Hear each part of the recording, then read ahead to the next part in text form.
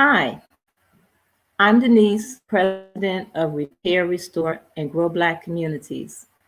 And I want to thank you for coming to another one of our podcasts where we're featuring a Black business from Chicago every week.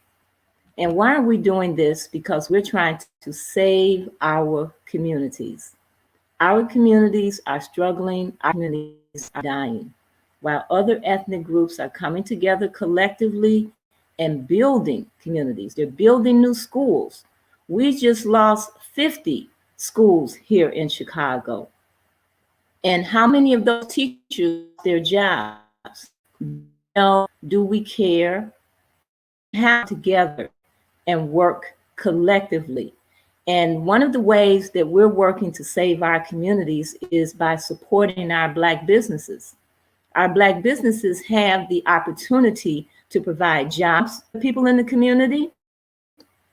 They have opportunity to give entrepreneurs in the community opportunities to put their products in their stores. They serve for our children.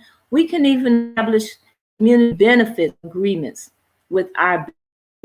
I know it's a sacrifice sometimes to work with Black businesses because they may have to charge more. But if we're working with them, then we can establish a relationship with them and have agreements with them where we may not have to spend as much money, but we have to go in and support our stores. If you notice, during this pandemic, Amazon has become extremely wealthy. They have done extremely well, while so many other businesses have gone down, and many of ours have. We once had over 21 Black bookstores in Chicago, and now we only have 3 or 4. And that is because we are not supporting our Black bookstores. We're not making the sacrifice that we need to make in order to support our Black businesses. During the Montgomery bus boycott, our people made sacrifices. And today, it's just a little bit of an inconvenience or maybe a little more money for you to purchase your products from our businesses as opposed to going through businesses like Amazon. We need to support Black bookstores. And one of the ways that we're supporting our Black bookstores is by Black Bookstore every month on our website. This month, we're featuring the Underground Bookstore on 87th Street, owned by Brother Yoel, and many in the team know who he is, and has supplied us with a list of must-reads. We have to start reading so that we can learn about our history, so we can learn about our condition, and there are proven strategies. We don't have to reinvent the wheel. There's proven strategies out here that have been presented to us the way we need to do and how successful we have been when we follow some of those strategies. So we're asking you to support our Black bookstores.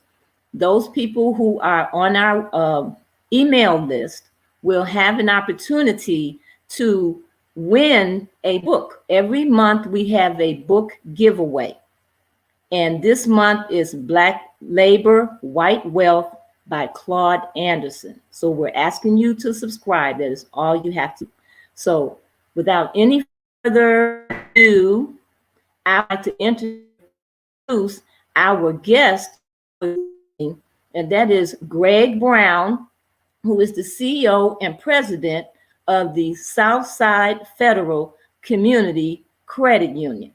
This is the only African-American bank that we have left here in Chicago.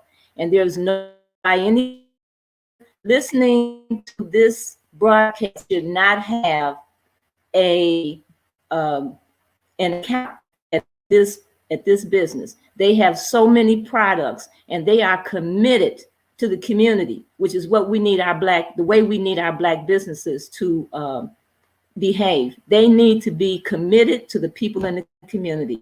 And so I want to welcome our guest and our host, Gregg Brown, in our podcast, Behind Black Businesses. Thank you. Hey. Thank you, Denise, for that wonderful, wonderful introduction. And before you leave, I hope you can hear me, but I want you to know, Denise, you are an incredible, incredible Black woman. I am so impressed. I am so honored, and we're blessed, lucky to have someone that care about our people on these airwaves. It is so, so important. I don't know if I'm froze right now. It look like I'm froze on the screen. And if I am, I'm not froze where I'm at. So I don't know what's going on. It's a lot is happening today. So there's no telling how many people out there in the universe that are online. But again, what I was saying about Denise is she is a wonderful, wonderful soul and a woman that has taken on this mission, this movement, to really make a difference in the lives of our people now and later on in the future.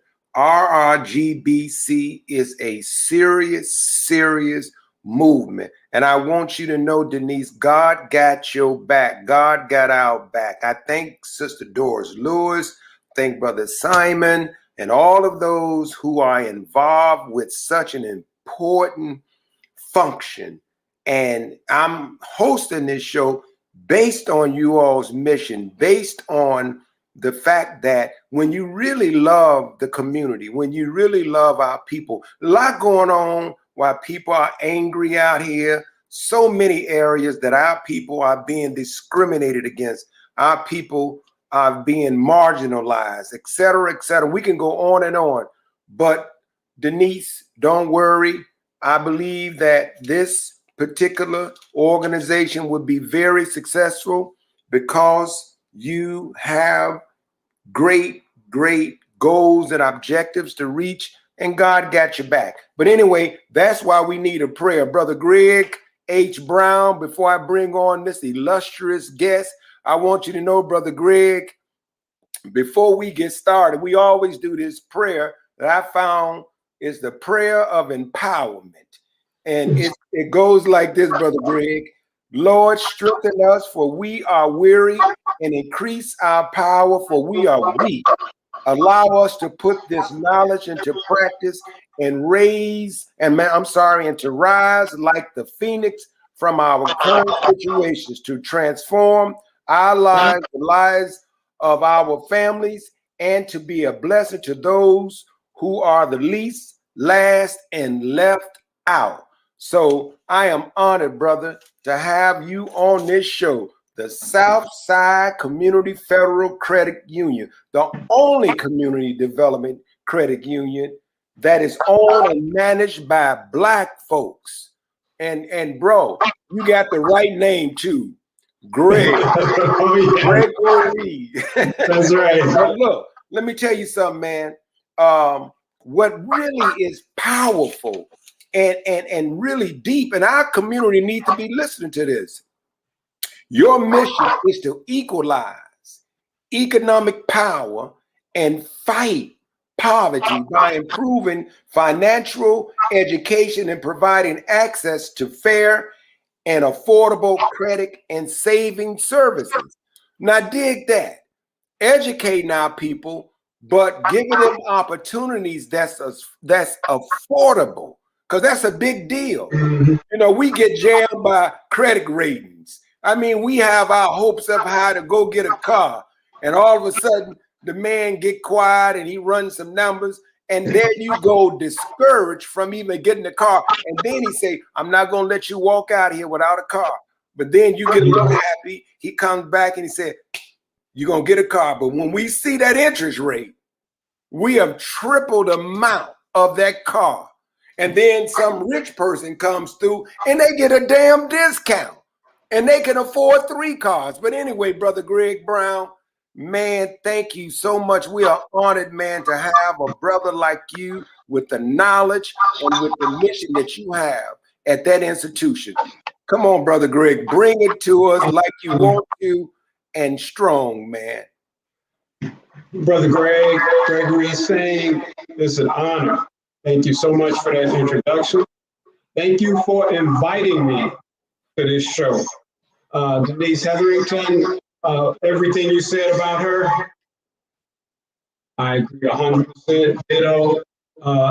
It takes a powerful woman of vision who has love for the community to do what she's doing on behalf of all of us. And Greg, you obviously, hold your own in your own right. And, you wouldn't be here if you guys weren't joined at the hip. And so what we got to do, we got to light a fire. Yes. In each other. And then that's the fire of truth, knowledge, and wisdom, and apply it to everything that we do. I light a fire in you, you light a fire in me, and from a distance, we are a burning flame. Yes, sir. This is our time. This is our time. This is our grand rising. And so it's important that for us to first and foremost listen and see how we can change our behavior in a way that improves the quality of life for our families locally and internationally. That's right. This is a global economy that we're in. But you say think globally, but act locally. Think globally, but act locally, right where you are. And so that we can build this strong economic infrastructure at the community level, and then build a bridge to the motherland where it has rich in resources. Because see, money is a medium, but when you talk about community building, it first starts with our internal values. Where's the love? Where's the respect? Where's the care? And when that is there, we can figure everything out. I know there was a saying that says to know is to be, and so to really be means that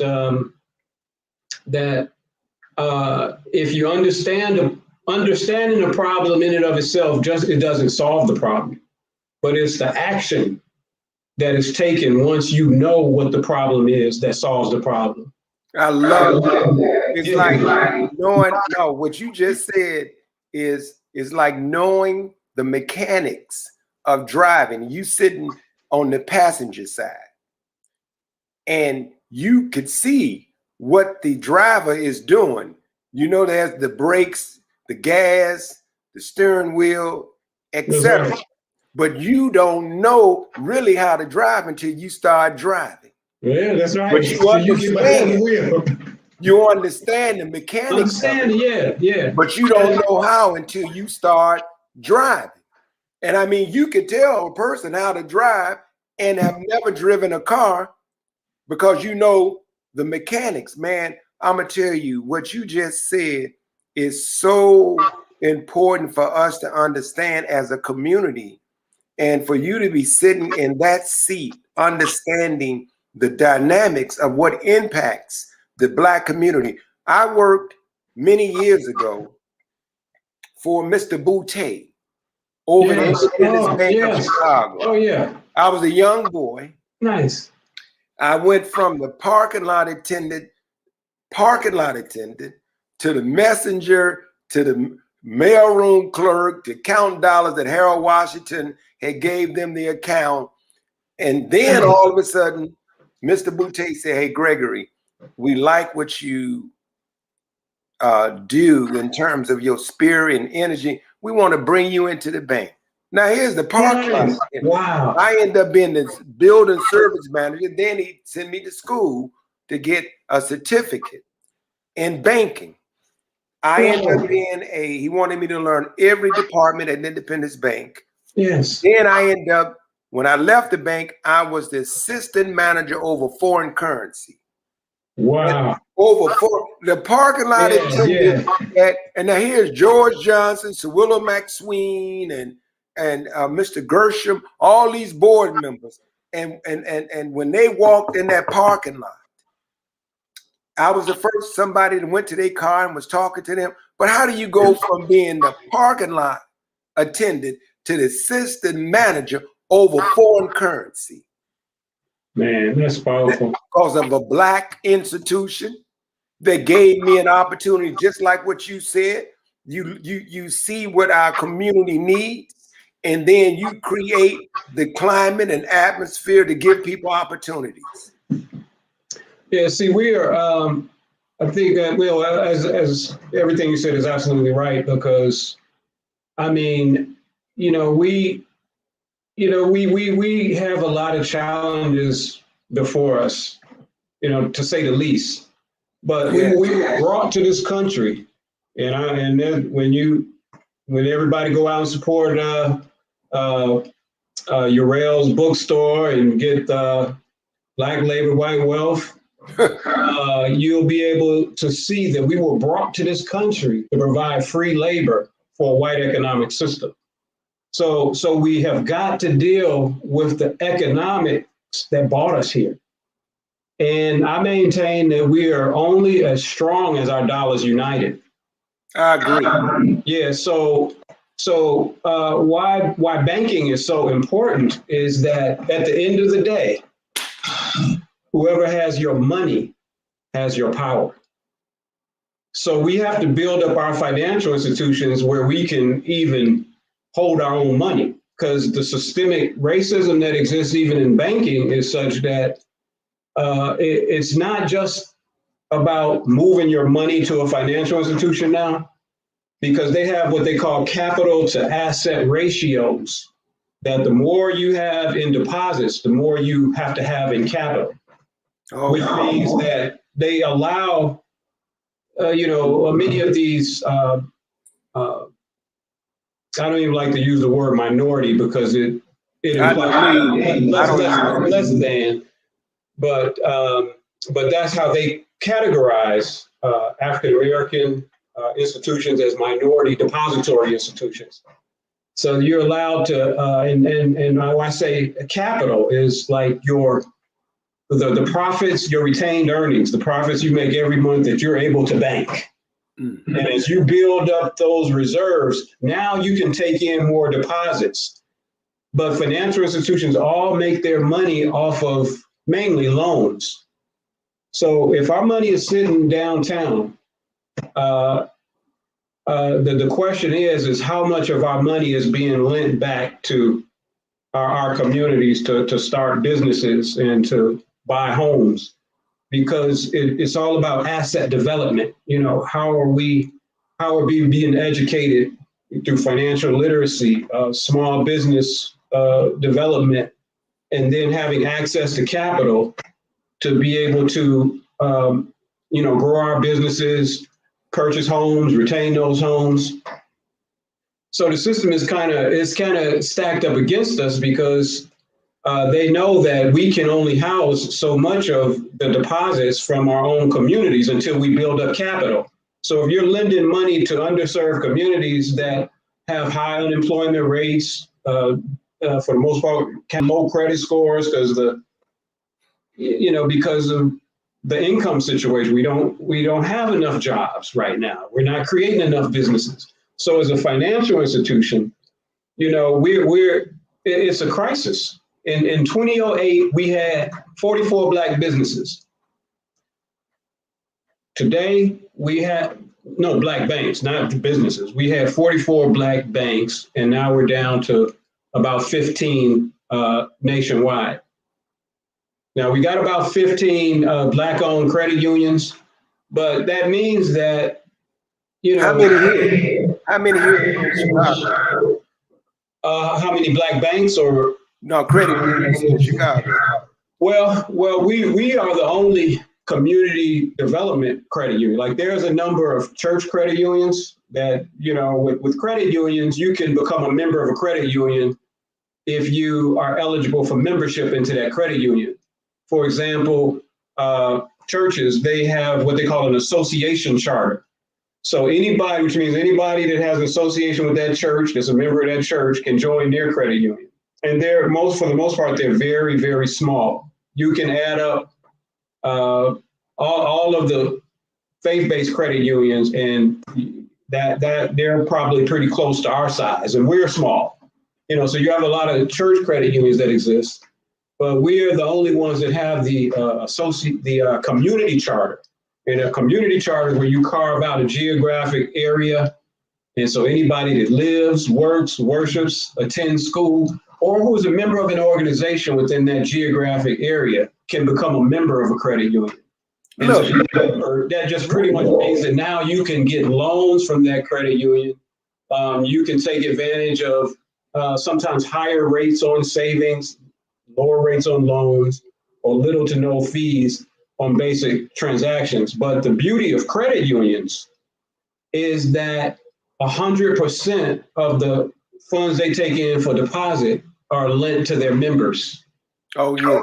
So now there was, with the banks, they had this Community Reinvestment Act, which, came out in the 70s, where they made it mandatory for these downtown banks that had depositors from South Side, West Side communities, underserved, that they were not doing business with.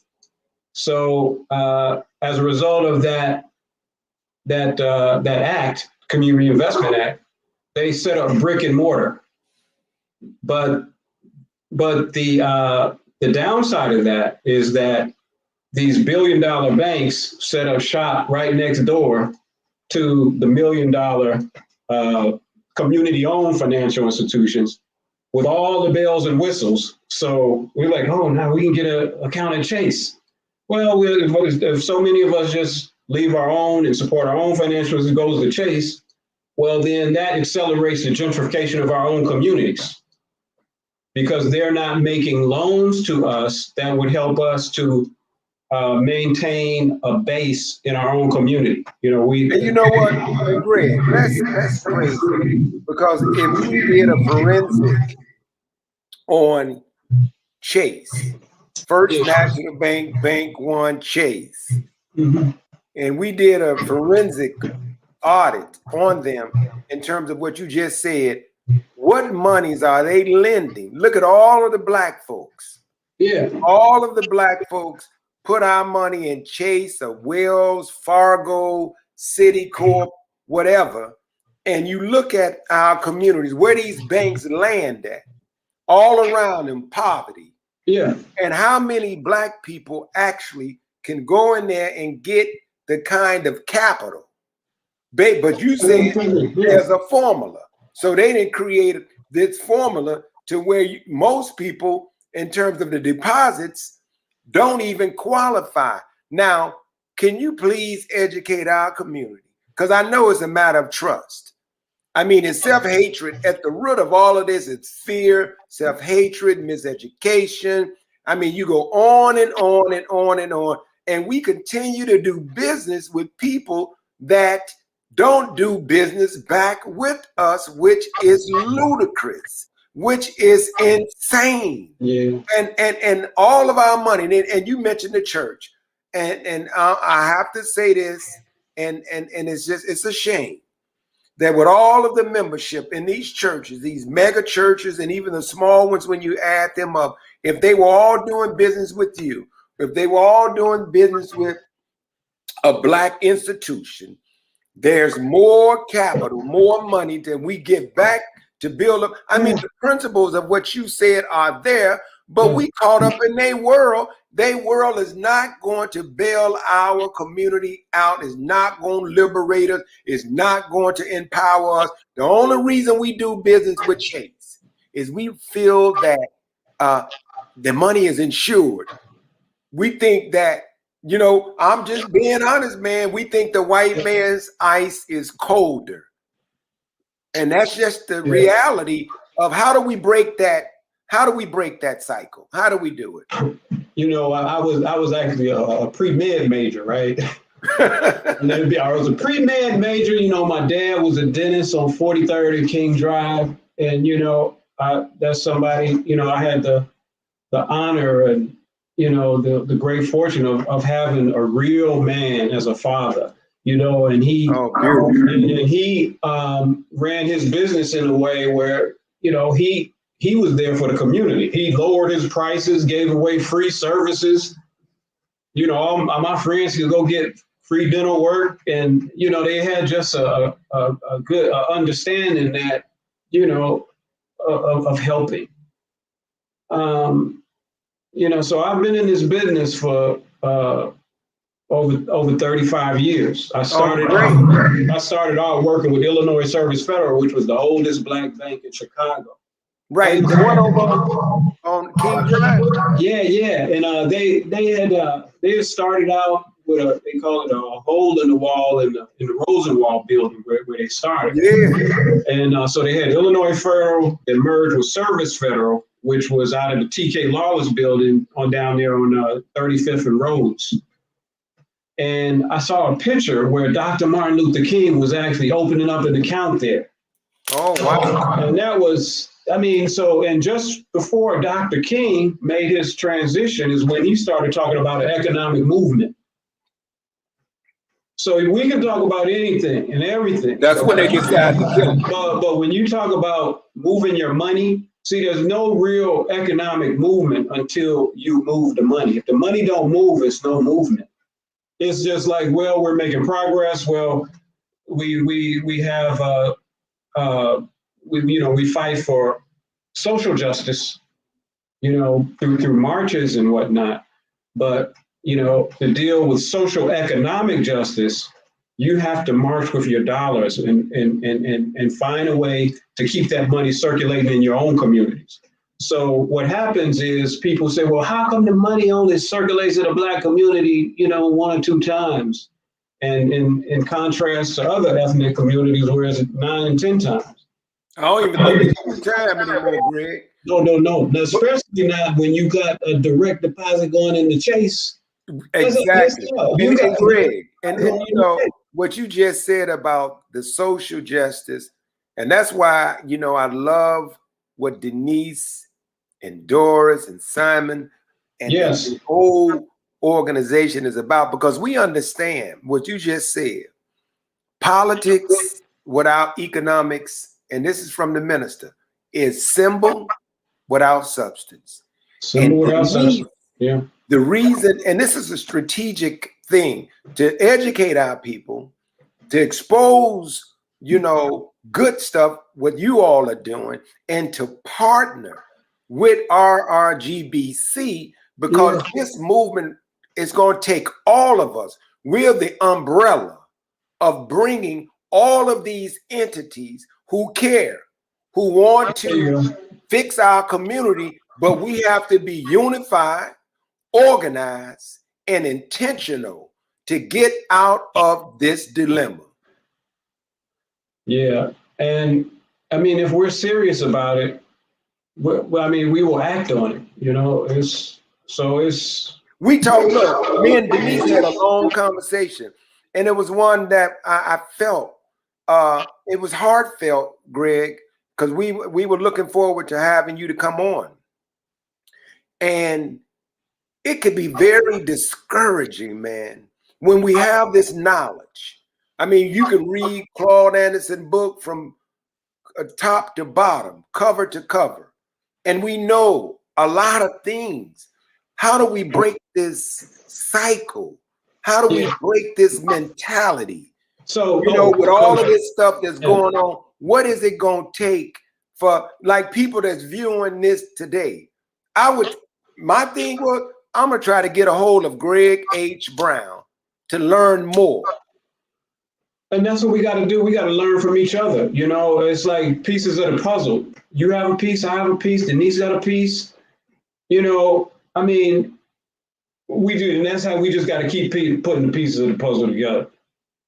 Yeah, because Greg, when you speak of education, but you go development. So, in what area of development are you guys focused on? Yeah, so we're a growing financial institution. And so the idea is for us, like we've been really big on the retail side. So over the 17 years, we've reinvested over $7 million in low interest rate loans, helping families to consolidate debt. We have innovative products that we created, like the payday alternative loan. So you don't have to go to the payday loan company paying all those exorbitant fees. Auto loans, we do a lot of those. We've done some home loans and some small business loans. But now what we want to do is accelerate our growth. And the only way that we can accelerate our growth is to build up our capital. Now, we pay every note but the freedom note. Pay every car note, the house note. But then, what is the price of freedom that we're willing to pay for, to really be economically free with what we have? And so when developers come in to develop our communities without us, and then we want to hold them accountable to a business a benefits agreement, community benefits agreement. Well, they could always put some money into the credit union that we can use to help some of these subcontractors to participate in the development of our own communities. Because, and for us, it serves as a loan loss reserve, so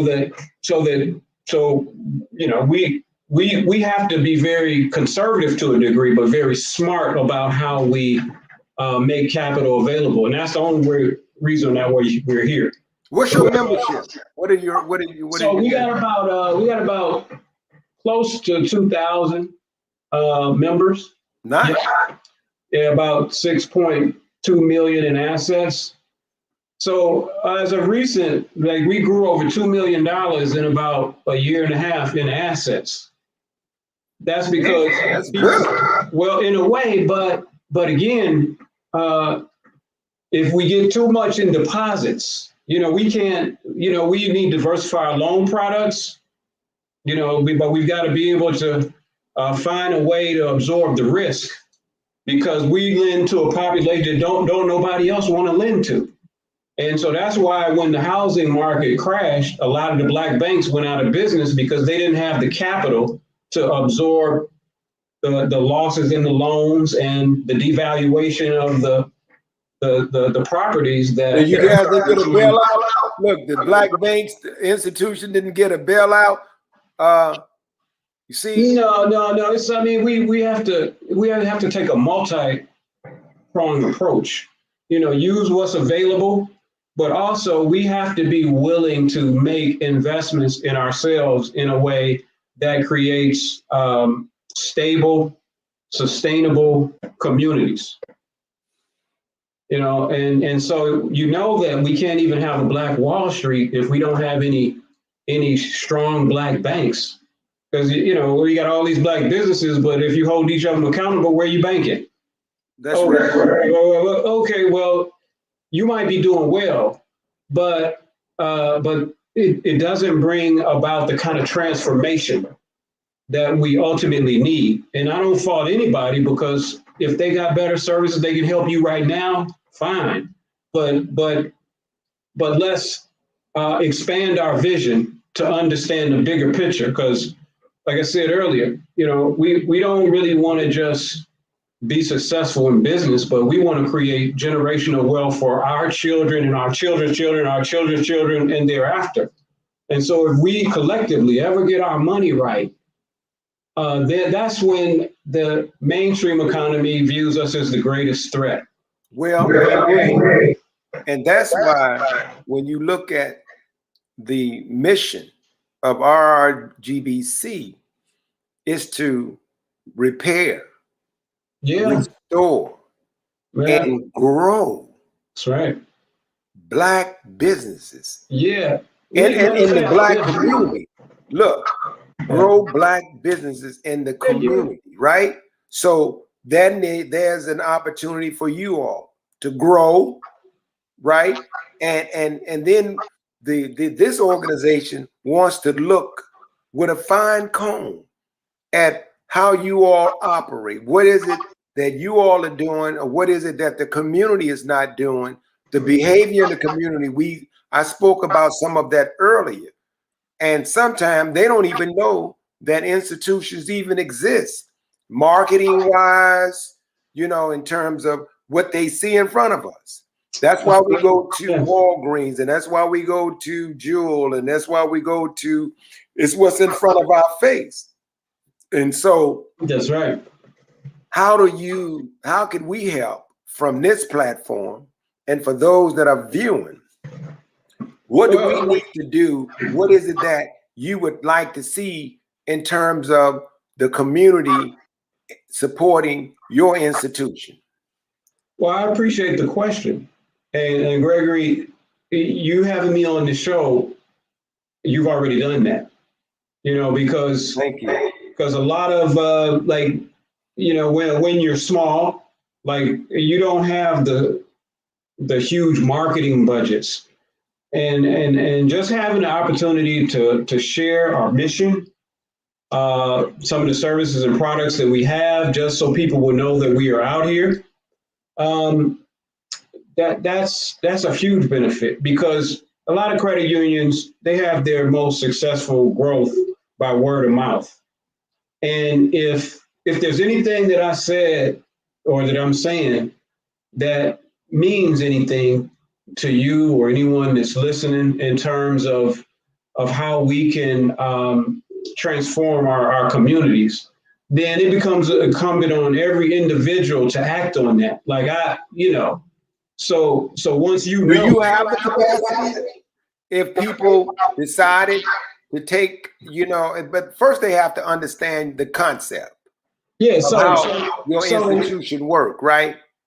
So we work just like a bank, but let me just tell you a few of the differences between. Well, I'm glad you said that, Greg. Don't forget that point, because Chase worked just like a bank, and we don't get a damn thing from it. But a gas station card, and we get to stand in line, and we get to go and make a deposit. Most of the stuff is direct deposit, so we go there to use their cash station.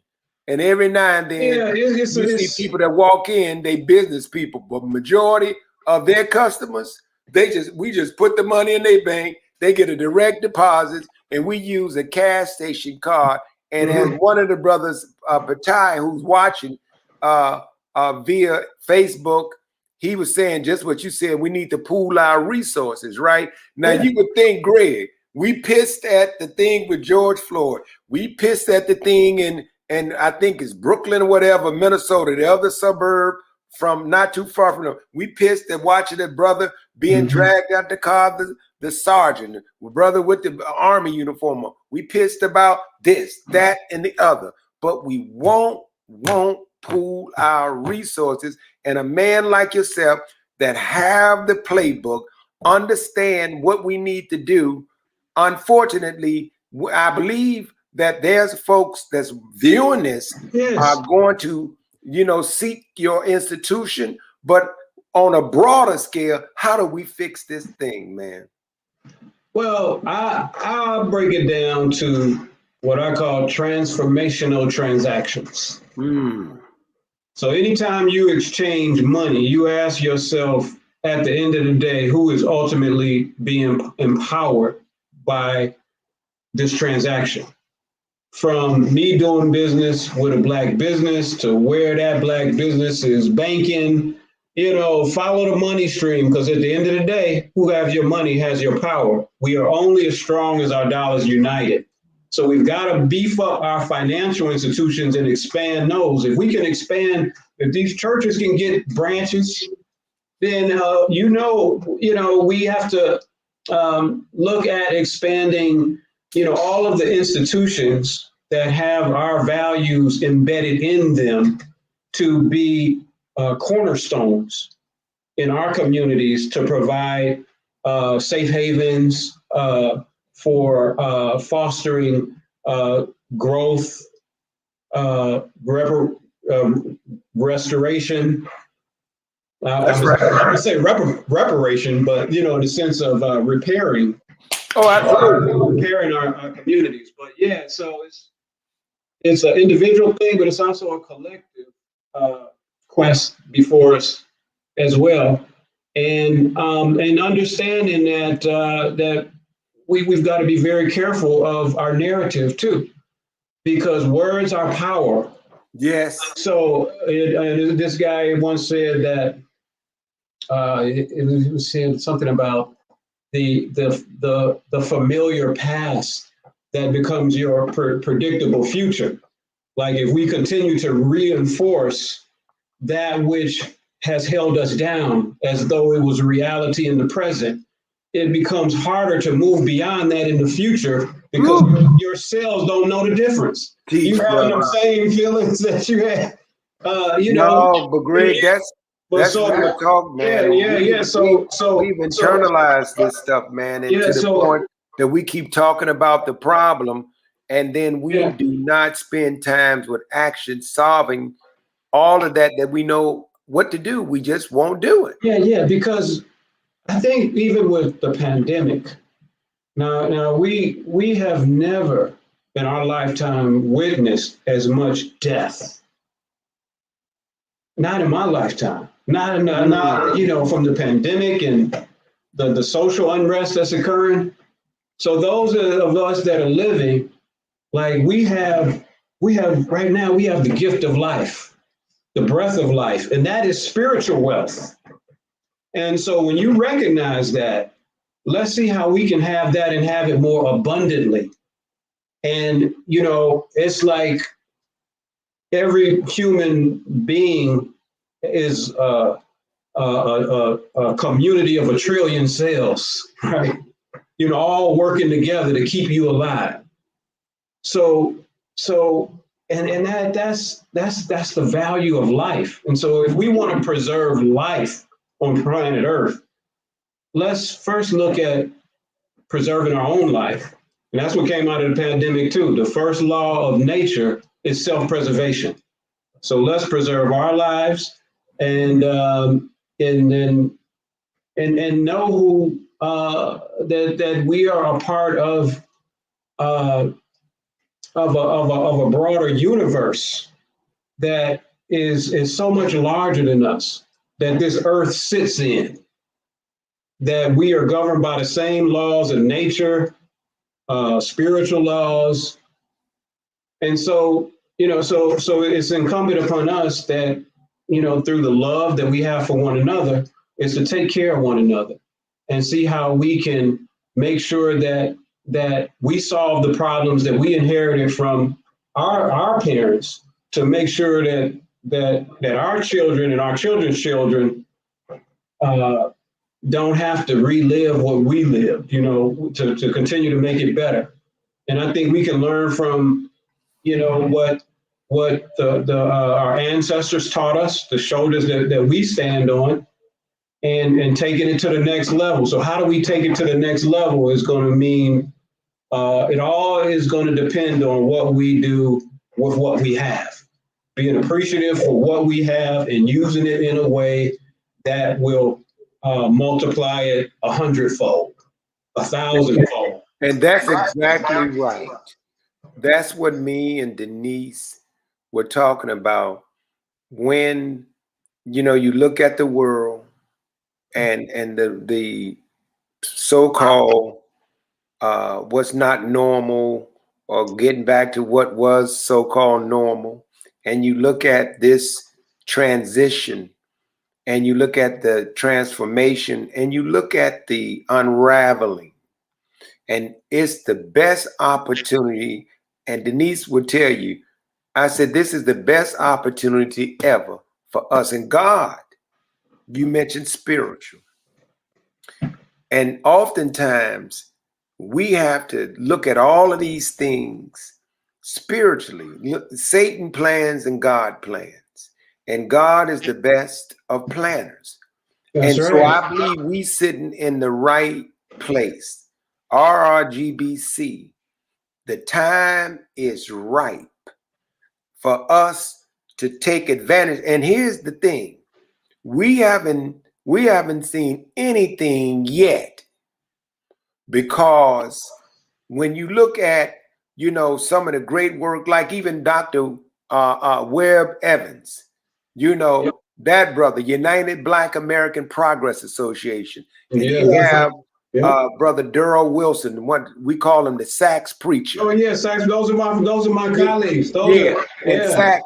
And so when we got minds like that exist, and so here we have, as you just stated, with all of the other risk and with all of the threats, with all of the the strengths, the weaknesses, and etc., the opportunity has never been greater than it is right now. And so that's why when I was talking to Denise, I'm like, you from God. You know, she's from God. Doris, it's from God. Simon is from God. And I'm telling you, it is only by the God that we go through him.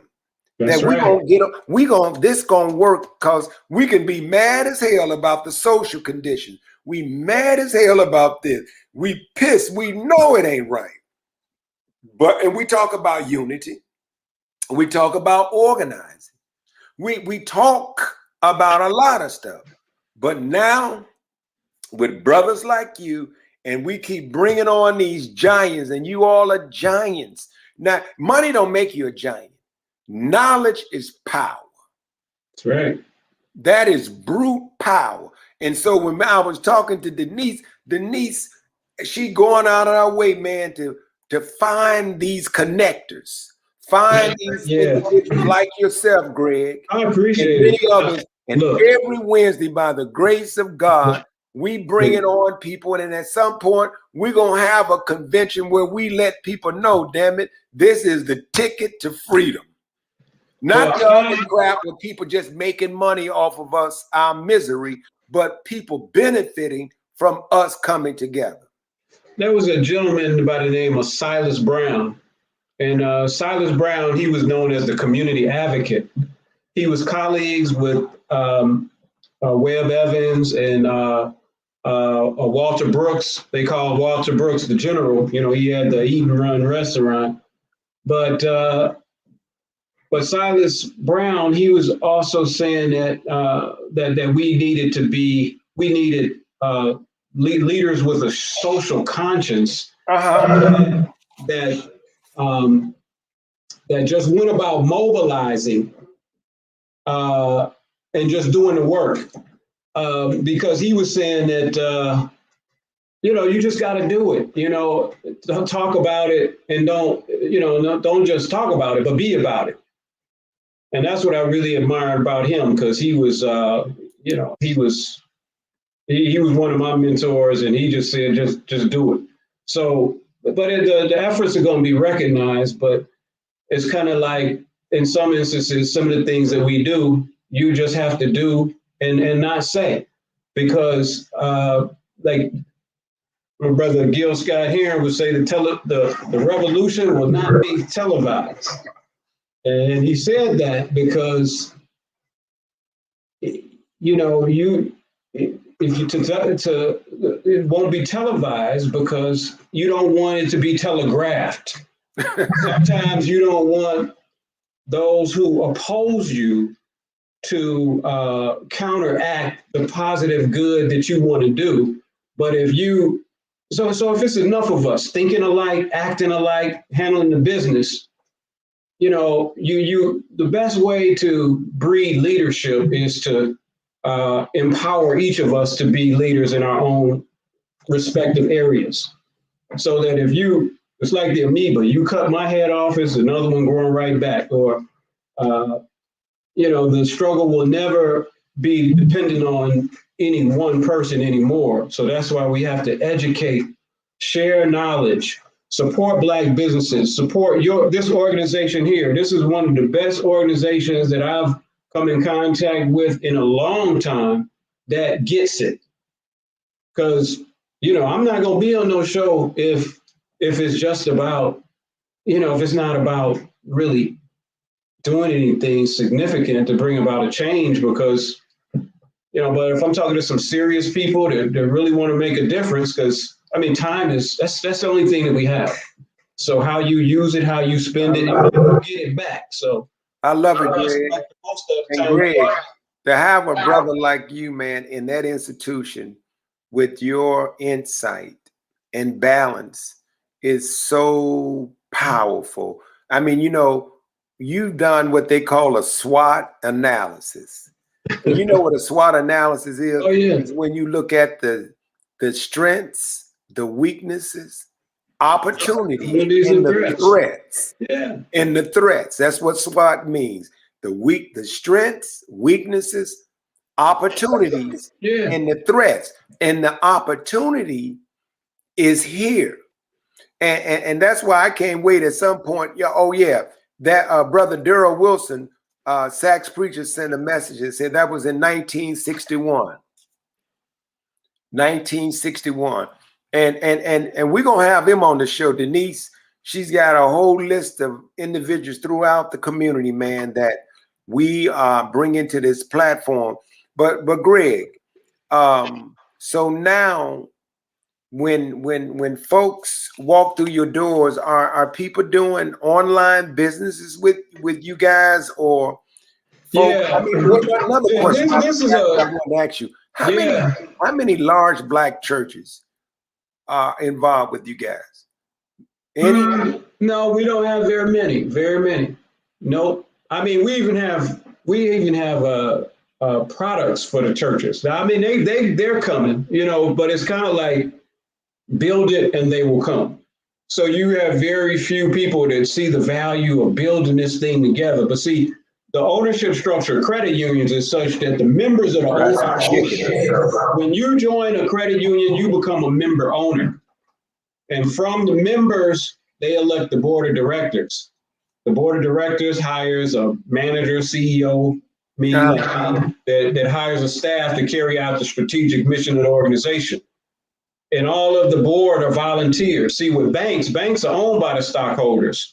So when you say, well, this is my bank, I'm going to be looking for your stock certificate, because you must be an owner of that bank if you say it's my bank, because they're operating that bank to make a profit first and foremost for the stockholders. And that's why their fees are higher than banks. And so it stands to reason that why would you not want to invest in an institution that invests in you? Now, you can open a deposit, but then you can also make a contribution to our community development capital campaign and help us accelerate our growth. And that's what I'm talking about, paying every note but the freedom note. See, it's easy just to say, well, I'm gonna move some money over there and help them out a little bit. Well, that helps.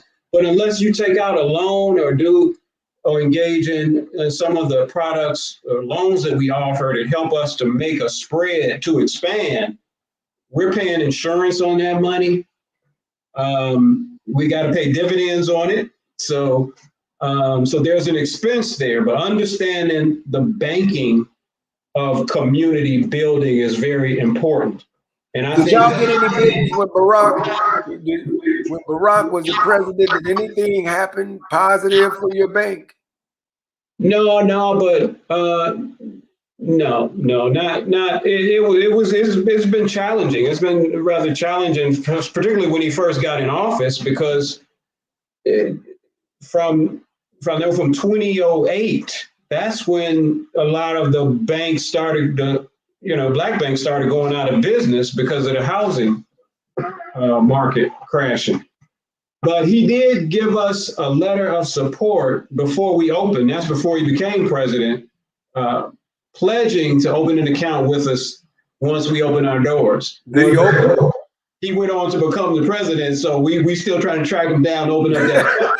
We can definitely get a lot of mileage out of him. Hey, brother, how people forget where they come from? That's just. I'm not going to say is that, but I would like to find a way to give him a friendly reminder. Get him over there at the fun town that they building. They building a fun town over there, over by Lakeshore Drive. I mean the museum. I called it fun. It sounds like it's gonna be Adventureland or something like that. It's gonna be like something an amusement park, huh? Oh, nice. But I'm so glad, man. We have about 3 minutes left for this segment, and I just want to tell you, that you are incredible, brother. You're Oh very no, knowledgeable. I yeah. see nothing but good things happening, and I'm so glad that you have partnered to become part of the family with RRGBC. Yeah. And then the work that you all are doing, as Denise is strategically. Well, I mean, you have to be divine to do this.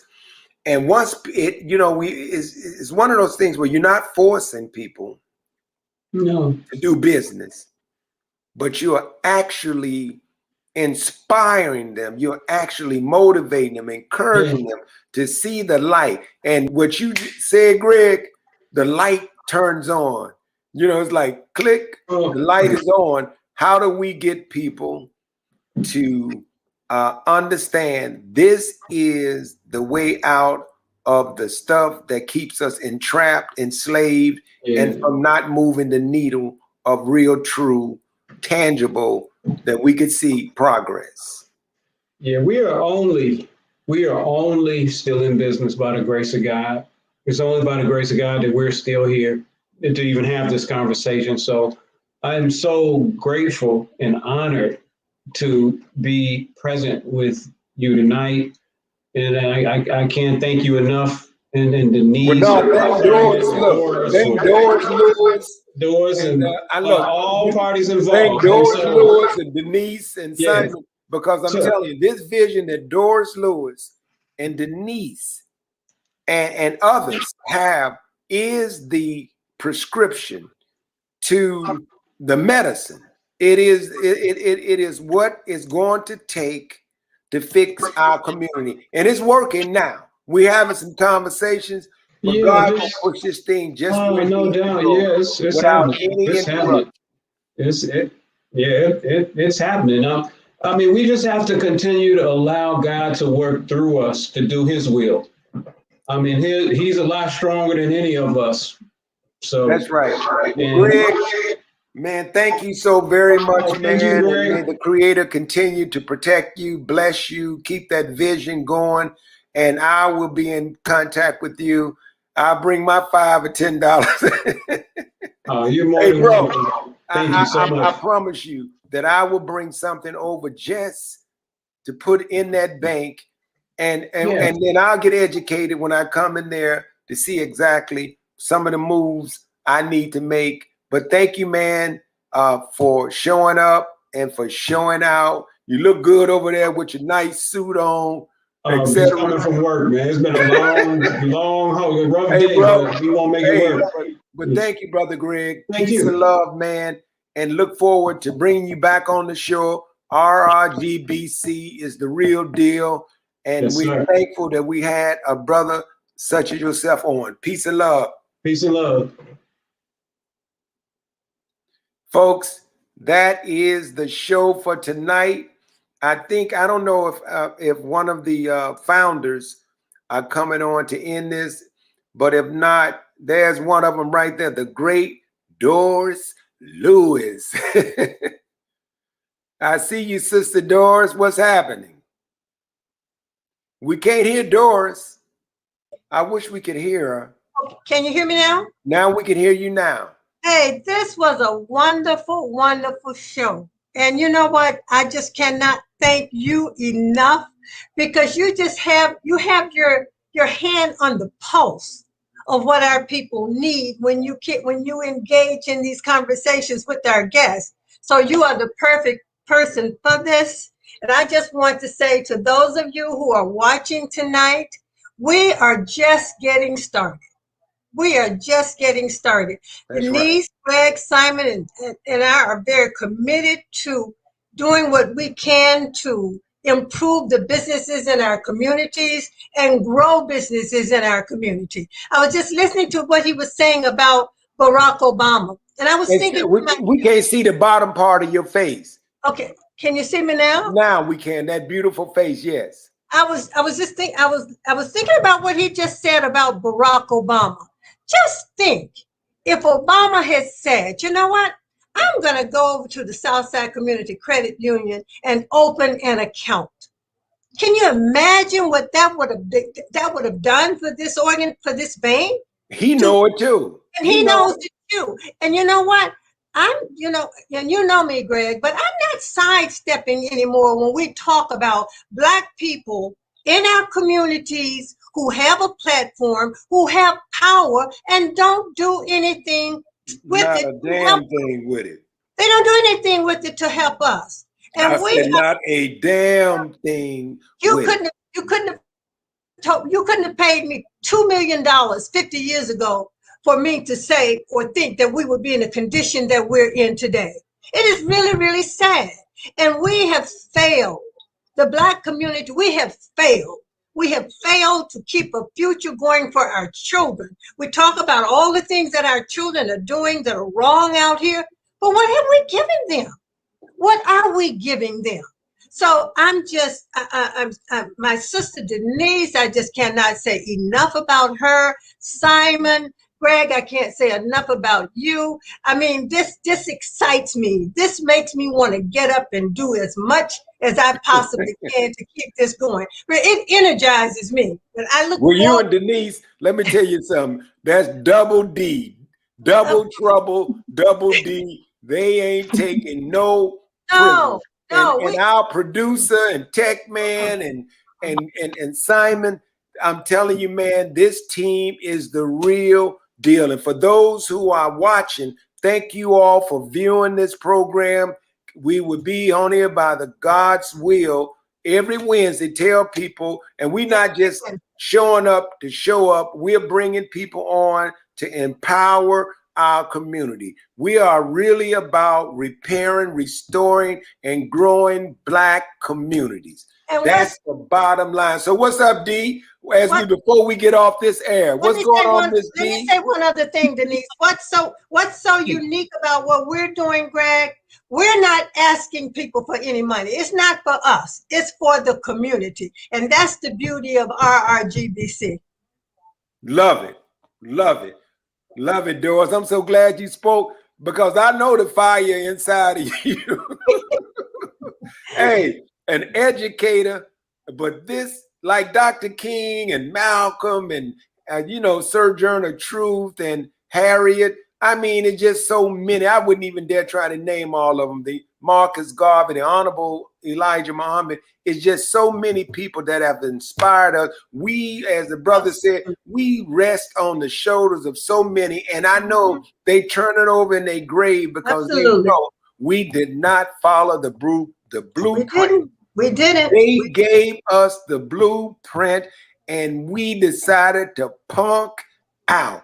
And we decided to go along to get along and to sing Kumbaya and can we all just get along and all that foolishness while our community continues to go to hell.